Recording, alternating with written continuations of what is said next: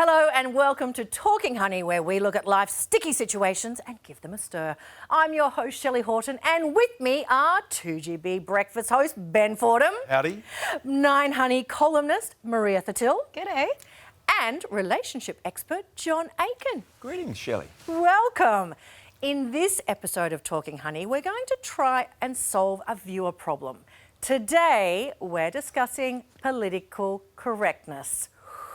Strap yourselves in, people. Peter emailed us and said, I'm sick of bowing down to the constantly offended. If the majority of us like Australia Day on January 26th, leave it. If you want to say Merry Christmas, you should be able to. And don't get me started on pronouns. You're a man or a woman, full stop. It's PC gone mad. Wow. Maria, Intense. let's start with you. Is it important to be politically correct? Look, I think it is important to be politically correct because you know what? We're talking about languages and practices that make people feel seen, feel included.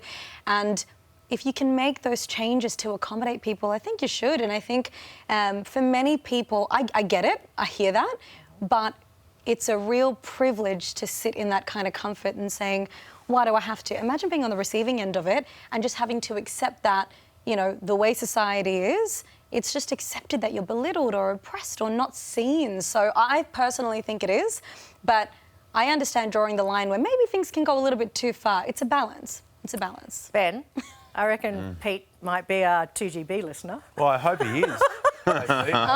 Do you think he's got a point? I think he's got a point about political correctness going too far. I think the rule is decency, about treating people appropriately and thinking about people and being conscious of the way you move around the world. But when it gets to a point of people trying to second guess the way others might respond in a worst case scenario, you know, Jamie Oliver, the chef, has now hired an offence expert so that they can go through every recipe that he ever puts together to work out whether anyone might be offended by any of the recipes. Because he put out a Caribbean recipe and then he was accused of cultural appropriation, even though he says, hang on, I love Caribbean food and Caribbean culture and I want to be able to share it with people.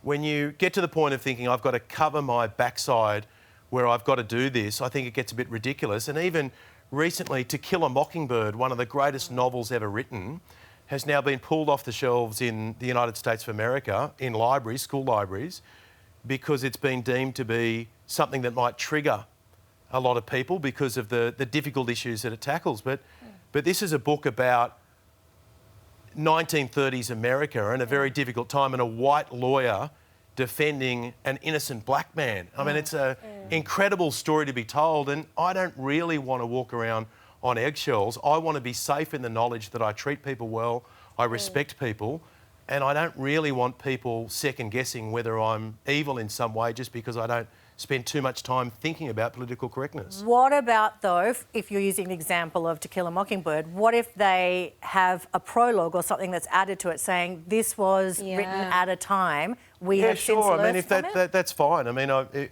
if that's not clear to someone in reading the book that this is where the story is set, it's set in, you know, the deep south of America in the 1930s at a time when segregation was normal. But the whole point of the book is you walk away from the book realising that that was a dark chapter of history and it's something that we never want to go back to. I don't know. I just feel that there are too many examples where people take it to a degree where the average human being doesn't need to go, because my experience is most people are very decent people and they go looking out for people, and if they see racism or if they experience sexism, they speak up and they do something about it. Not everyone now, does. That may be I think that's from a privileged white guy aged in his 40s point of view. Can I just say context matters with that, though? And I really do get that, because if it's not something that maybe you've walked in those shoes and you've lived that, you've never had to think about that. So it can feel a little like, oh my God, everyone's bringing this stuff up and I've got to watch this and that. But that has been the lived experience of the people on the other end of it. So it's more just, the more we have these conversations, and that's where we were chatting about cancel culture earlier, and it's about allowing room for people to grow. So, you know, you might get something wrong, but that's okay. It's about acknowledging that these conversations need to happen to progress, and it's okay if you get it wrong, but you know, they do need to happen. Can I bring an example that happened about 15 minutes ago? We met about an hour ago. Yeah. Never met each other Yeah. before. And we started talking, and I've seen you on TV before, and I asked about what you're doing. You've studied psychology, and you've also done some business management stuff. And then I said, can I ask you, what is your background culturally? Now, some people are afraid of asking that. You told me you're Indian, and I asked about your mum and dad.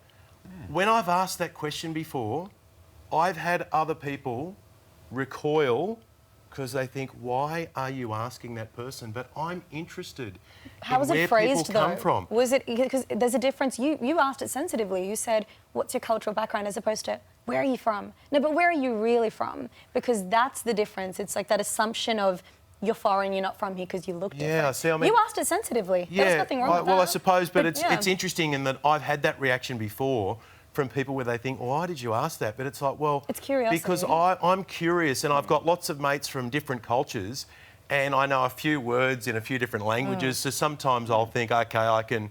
You know, I'm meeting this person, they're from Croatia, or this person, they're from Vietnam, or this person, they're from India, and I've got some lived experiences in those countries or with those cultures. So, but I see some people being too afraid to ask a question like that, where for me, that brings a link between me and other people where all of a sudden we can connect. John, you deal with conflict resolution all the time. Language matters. So can you see that it's important sometimes? Yeah, absolutely. And I think with political correctness, particularly when you're in the media, you know, you now know that the landscape's changing all the time. Language and what you know about all sorts of different histories. And I think what I've decided along the way is that I'm just going to go with it, and I am going to make mistakes along the way, but I'm going to constantly try and you know, overhaul and do better in terms of political correctness.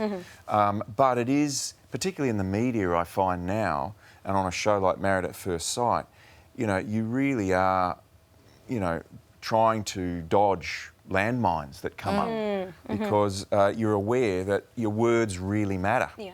So what I have an issue with is the term political correctness. Yes. So I've actually started saying emotional correctness. And the reason I've done that... Sounds very politically correct. Oh, come on, Ben. Oh, come on. So I had a friend, they had a company-wide decision that they would have to put their pronouns on their signature on their emails.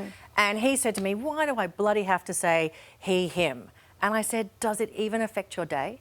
But what if it helps someone else? Like, so if it doesn't affect you, why get outraged about it? Yeah. Do you agree?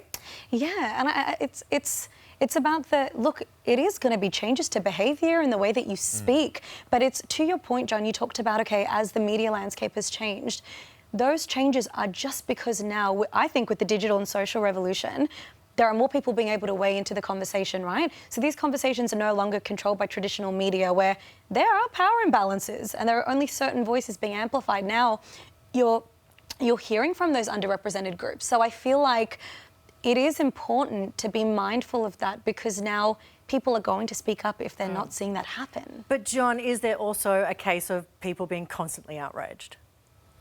Oh, sure, absolutely. Little bit. I mean, you know, you listen to Ben in the morning. I mean, you know, I mean, that's going to wind most people up. Yeah. But, you know, you just, I mean, I just accept the fact that it is moving.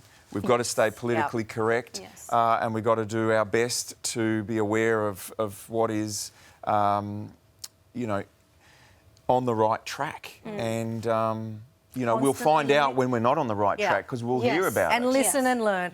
We could talk about this all day. Ben's not done. Maybe we need another one. I know Ben's like, Can I just point out, just on the Give you political one correct point. front, Yes. when we were engaging before, myself and Maria, she touched me on the leg. Oh, Right? So can someone call HR? What's the I tape used to back? be in HR, What's the so I can tape back? finesse She that touched me on the leg. situation. Someone called Human Resources. Get her out of here. Well, Peter, I hope you enjoy calling into Ben's program. I think you can see that political correctness is something that we are going to have to discuss again and again. You can see more segments like this at 9honey.com.au, or if you've got a doozy of a question like that one, please email us at 9honey@9.com.au.